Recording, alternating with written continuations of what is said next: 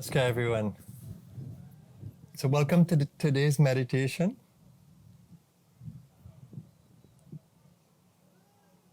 Let's center in that sacred space of being, fully aware of the world around us.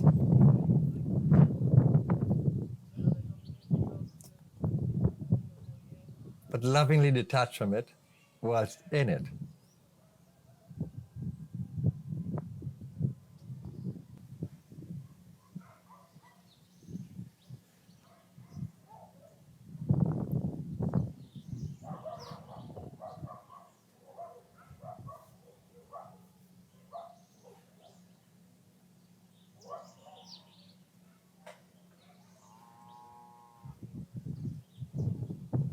Welcome to Monday and Monday's inspiration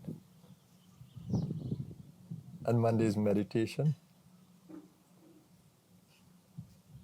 Yesterday, my message was that we're already where we want to go. This whole idea of seeking puts a timeline. I'm here, this is where I want to go. But the thing is that the beginning and end is a timeline in the duality. But in the essence of being, we are still in the same place. In the essence, we are still in the same place. So even though the outer journey is from one point to another, during that entire journey, that this essence within us, that conscious self, that essential self, that is in the same space, even as it moves. So if you keep the same inner space,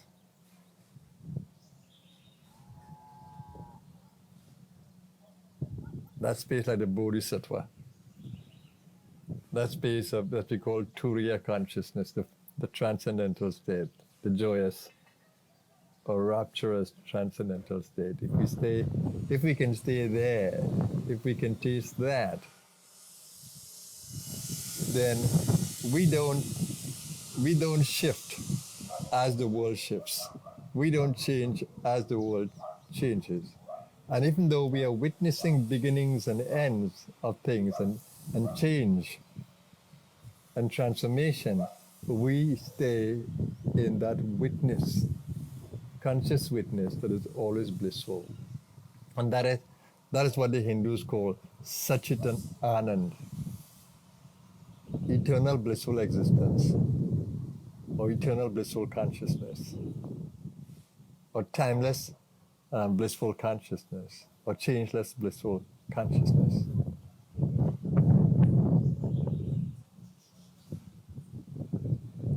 But it's important to be able to shift to this place that's already existing.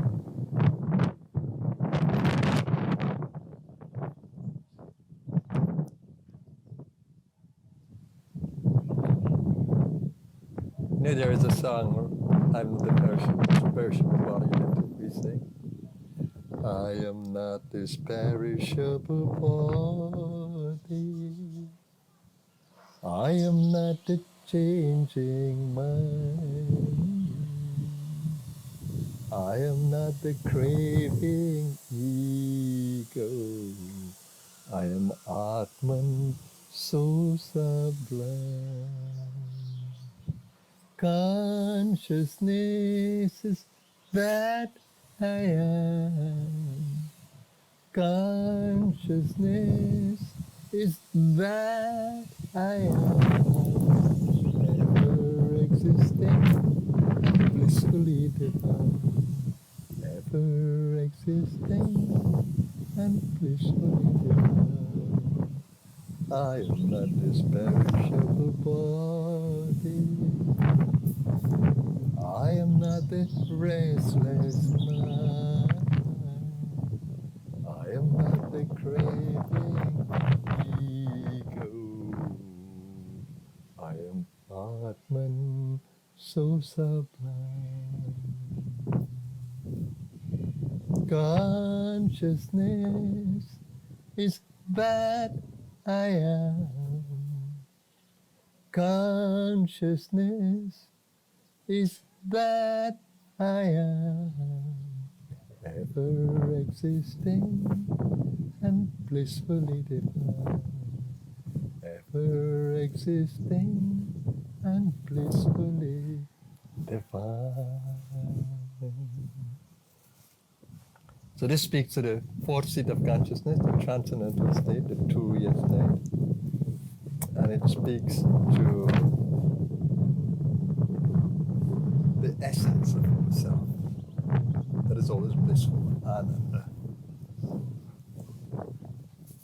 So our meditation today is based on that, centering in the changeless. For a lot of us, it's a difficult stretch because we identified with the body and its changes. So we are caught in what we call body consciousness. Waking consciousness, that's called Jagrat. So we are caught in that. And when we're emotional or we are mental, we feel it in the body. We feel the stress of the mind or we feel the stress of the heart. And but if we were to go a little deeper, even when the body is restless, we can begin to see the restlessness in the body, and we can meet and treat with it with the breath, with calming the mind, and with the opening up of the heart. We can bring the restlessness of the body right down. So it's extremely important to be able to view the landscape from the consciousness center, from the state of witnessing without judgment, seeing things as they are. And so the real practice in sadhana or yoga or following the way, the Tao, it's really about coming to center, coming to that center of unity, coming to that center where we can view the duality differently. So the practice is really learning to be even-minded. The Bhagavad Gita, the holy book of the Hindus, which means the divine song, Bhagavad Gita, it says samatvam, which is even-mindedness, samatvam. Yoga uchate, it says that yoga is all about, it is said that yoga is equanimity, even-mindedness. So the goal is not to be pulled by the duality of the world, the pain and the pleasure, the fear and the fearlessness. Not to be caught. We need to get to a state where we can treat the duality in a more even-minded place. But the even-minded must be inspired by love, by peace, by harmony, by what we call sattva, divine qualities of the light. So that's what the practice is. So every day, in every way, you should be able to witness body, mind, emotion, energies, vitality, and be able to maintain those through the practice of the breath, through the practice of mindfulness, through the practice of lovingness, through the practice of even-mindedness. So that's what the practice is. There should be a joy in practicing. I spoke about the thrill of the journey. That wherever you are placed, in whatever position you are placed, take responsibility. Don't think that we are placed there by fate or some random destiny. No, we are placed there because we have attracted that to us. We may not realize it or think so, but we have. So the beauty is that changeless space is joyous, joyous, joyous. And the more you approach it, the more joyful you feel. Yeah, the Upanishads have the story of the two birds, which is such a delightful story. It says on this tree with fruits are two birds. The golden bird that's sitting at the top of the tree, just observing, golden, so it's beautiful and peaceful. And then there's a restless bird jumping from branch to branch, tasting the bitter and sweet fruits. That's the ego. So this jumping bird gets tired of the bittersweet experience on the tree, And then it begins to look up to see, is there anything else on this tree that is delightful or attractive? And then it sees this bird up in the tree, this golden bird, and begins to say, oh my God, I wish I could be like that. It has such a beautiful aura. I wish I could be like that. And then gradually it begins to creep up the tree to get to know more about this bird. It's curious about this bird. And the closer it gets to this bird, the more beautiful it feels. So it begins to realize now that this bird is in an awesome field of light. And by the time it reaches up to the top, and when it jumps and it became the golden bird. So it went into the transcendental space of the golden bird. So the ego that is moving everywhere has to find rest in that transcendental self deep inside. The ego has to find rest there.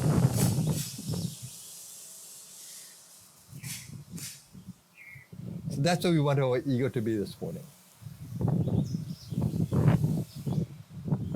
But just take a moment to center in a place of peacefulness, lovingness, the state of the golden bird. And just begin to observe your breath, normal breath, just observe. And you can gently push out the breath, because if the breath is very shallow, you want a moving breath. So just push the air out of the lungs and breathing gently, consciously, and in a harmonious way. And because breath involves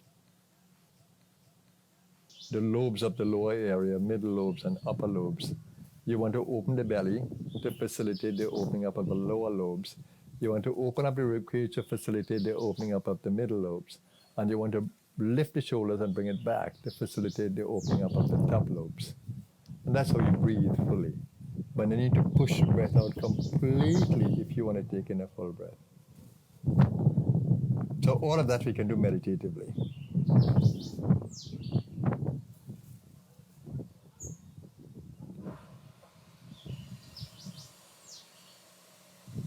And then you pause between the breath, because you don't want jerkiness in the breathing. And you don't want impatience in the breathing, stress in the breathing. So at the end of the out breath, you pause and wait for the body to want the next breath. And then you breathe in with the body's desire to breathe.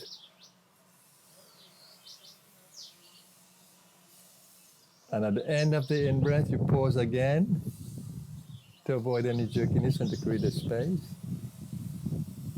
And then you breathe out again. And remember, dropping the shoulders as you breathe out, bringing the ribcage in, contracting, and contracting the belly as well, and breathing out completely. That rhythmic breath itself begins to calm the mind and pacify the senses. Just a rhythmic breath, done as I showed you there. And that's the breath in meditation.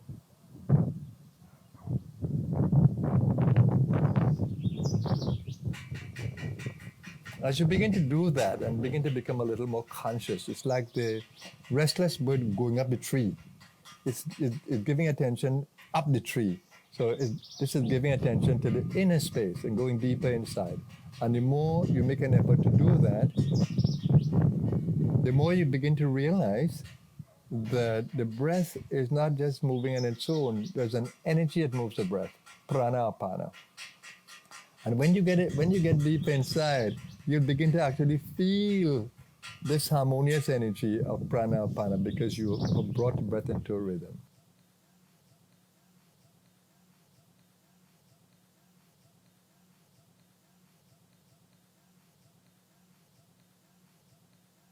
It's extremely joyful for me, ecstatic, just to bring the breath into a rhythm. And then as you begin to do that, you bring down the restlessness of the mind and the senses. So that's how the moving bird feels as it began to move up the tree towards this golden bird. So as we go deeper and deeper to our deepest, a higher self, that's how we feel. And when we reach, if perchance we could go so deep enough, will we pull into the seat of that eternal witness? And we'll realize that it is only the ego that poses as the bird that moves. And the ego becomes transparent, it becomes full of light, it becomes in oneness with the inner space. It sees no difference between its nature and the nature of the inner space. And that's the meaning of the word yoga. Yoga means unity.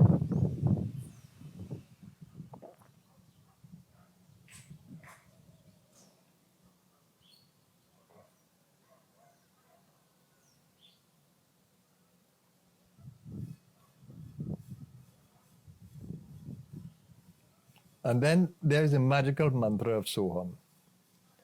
And Soham is an amazing mantra because it resonates with the sound of the breath itself. If you breathe in, it's easy to associate the sound of the moving breath with So. And when you breathe out, because you do, it's easy to associate the outer breath with hum.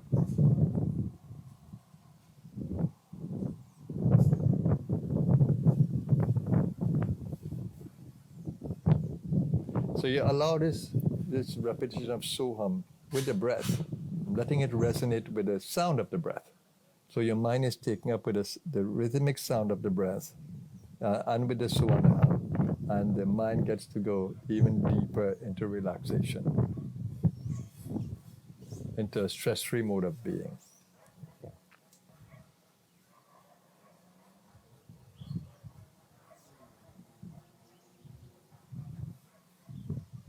So the So really means the divine, the infinite divine. So whenever you breathe in, you're breathing into the infinite divine. So you could think of So as tapping into the infinite divine consciousness. And hum as the material world, the physical body. Hum means I. The physical body, the ego attached to the physical body and identify with the material world. So you breathe out the hum. You breathe out that ego into surrender. So that's how I look at it. Breathing the ego into surrender with the out breath, hum, and breathing into the infinite being, So. And then So hum becomes a delightful practice of the breath.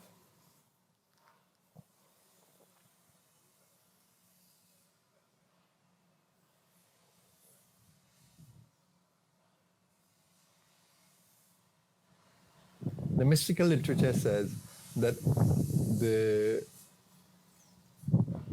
ignorant mind, or the person who is deep in body consciousness, that they are breathing hamsa. They're breathing into the I, not the divine. They're breathing out, they're breathing into I consciousness, ego consciousness. And they're breathing out into what they think the divine is, the world outside. The divine is the super world outside. So they're breathing just the opposite. But in spiritual awakening, the mantra then changes its dimension and becomes the So and the hum, because you begin to recognize God is within. The moment you recognize God is within, that means you're ready for the Soham mantra.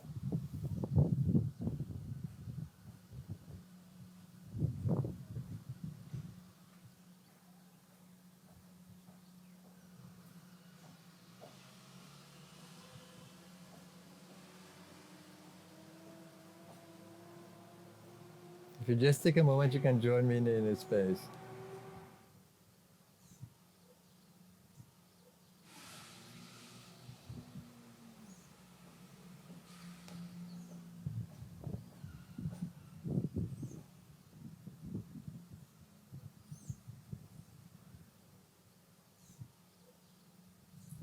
And more you will feel that the So and the hum are so united. They're in oneness.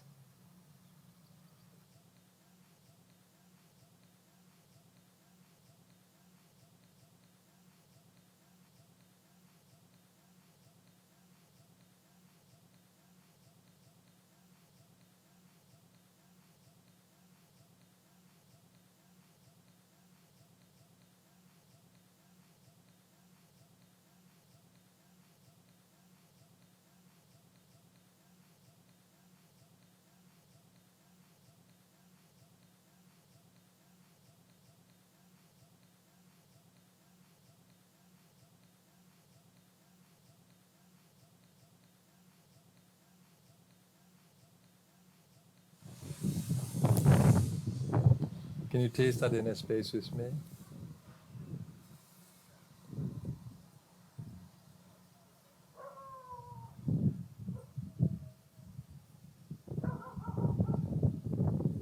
If you tap into my soul energies, you'll feel what I'm feeling.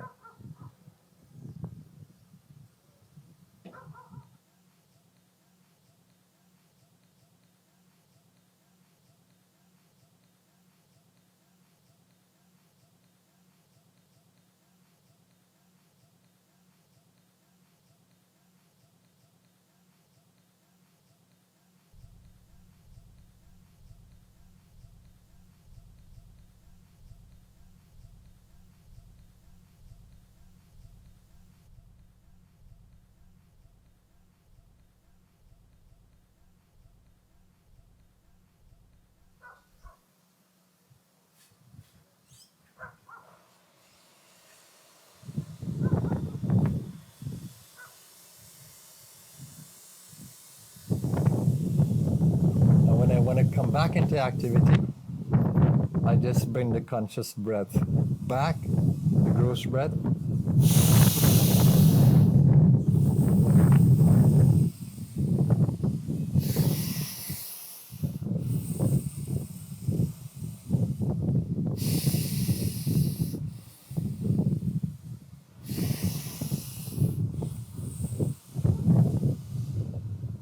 So recharging the brain and recharging the senses. My body becomes, I can see better, I can smell better, I can hear better, and I'm more in touch with the world outside. Because if you remain in a space, you'll be kind of groggy, you'll be out of it, and when you come, you're likely to slip or to stumble, or the word becomes like a slur. You know, it lacks that vitality. No, but you need to charge up the body before you use it into activity.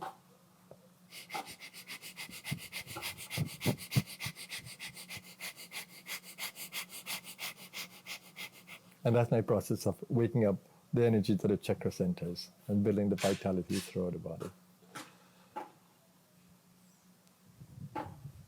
So this is my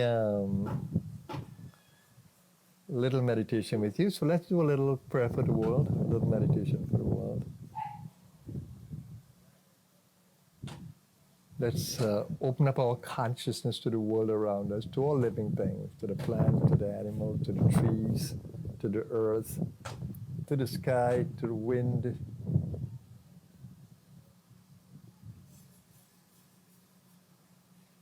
And you do that through the body. So when I speak about the wind and I speak about earth and I speak about plants and I speak about water, your body should feel the thrill of these elements, the experience of the elements.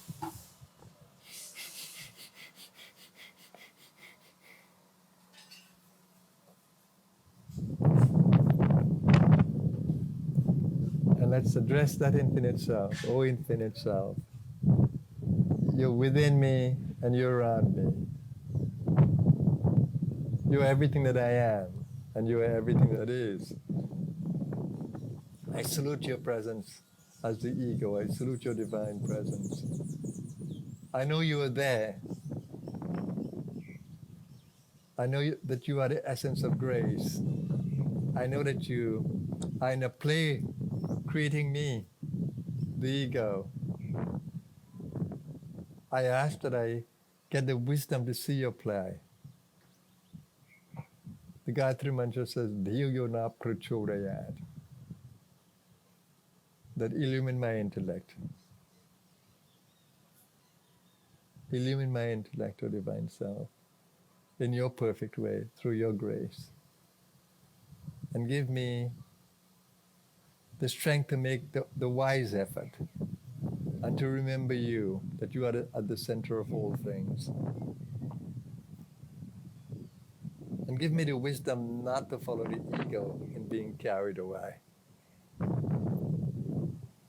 Let my ego always be tied to you in this divine play of yours.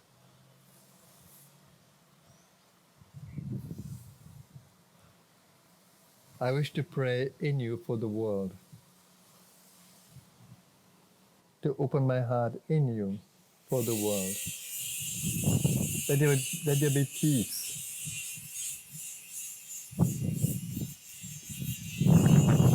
Let the peace of those who are peaceful spread across the planet. May you strengthen the peace in those who are peaceful. And may you awaken peace in the hearts of those where darkness is reigning.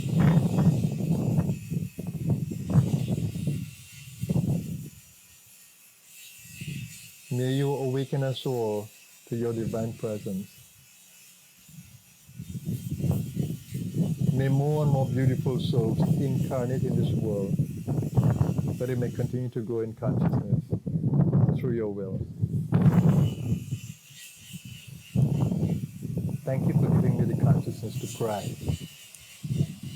not only for my own awakening, for my own centeredness, my own balance, but for all those who want to play with me.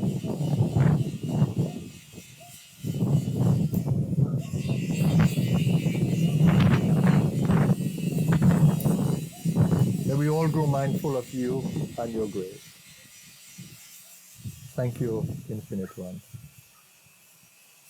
Om, peace. Peace.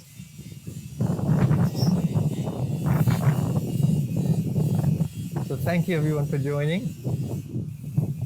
Always a joy to be with you. Hope that I have touched your world in some small way that will make a difference to your day. Have a blessed day, everyone. My soul bows to you. Namaskar.